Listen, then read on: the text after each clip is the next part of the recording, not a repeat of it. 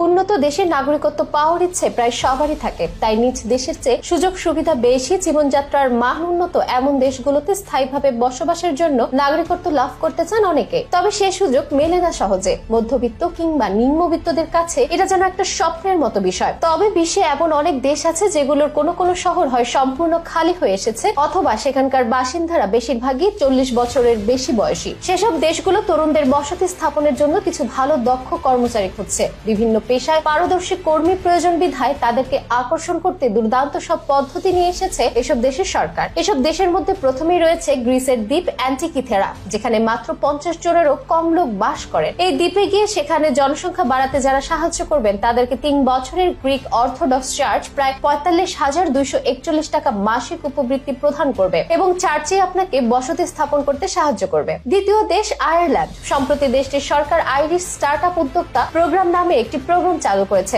এই প্রোগ্রামের আওতাধীন আবেদনকারীকে $41,56,622 পর্যন্ত অর্থ এবং 1 বছরের ভিসা প্রদান করবে। তৃতীয় দেশ ইতালি, যেখানে ইনভেস্ট ইউর ট্যালেন্ট প্রোগ্রাম নামে একটি প্রোগ্রাম পরিচালনা করেছে দেশটির সরকার। এখানে গবেষণা করতে চাওয়া ছাত্র ও গবেষকদের অর্থ প্রদান করা হবে। প্রোগ্রামটি 8,31,324 টাকা পর্যন্ত অর্থায়নের পাশাপাশি 1 বছরের ভিসা প্রদান করবে। এমনকি ইতালির জনবিরল শহর ক্যান্ডেলাতেও এমন কর্মসূচি চালু হয়েছে। এই অফারের দ্বারা একজন ব্যক্তি নিজের জন্য 66,505 টাকা থেকে শুরু করে 4 বা তার বেশি পরিবারের সদস্যদের জন্য আনুমানিক 1,66,264 টাকার ফান্ড পাবেন। চতুর্থ দেশ পর্তুগাল। দেশটির সরকার স্টার্টআপ ভিসা নামে একটি প্রোগ্রাম চালু করেছে, যা দেশে ব্যবসা শুরু করতে চাওয়া উদ্যোক্তাদের অর্থায়ন ও সহায়তা দুটোই প্রদান করবে। প্রোগ্রামটি $41,56,825 পর্যন্ত অর্থ প্রদানের পাশাপাশি 1 বছরের ভিসা প্রদান করেছে। পঞ্চম দেশ অস্ট্রিয়া, যেখানকার সরকার রেড হোয়াইট রেড কার্ড নামে একটি প্রোগ্রাম অফার করেছে। এর দ্বারা এই দেশে কাজ করতে ইচ্ছুক লোকদের অর্থ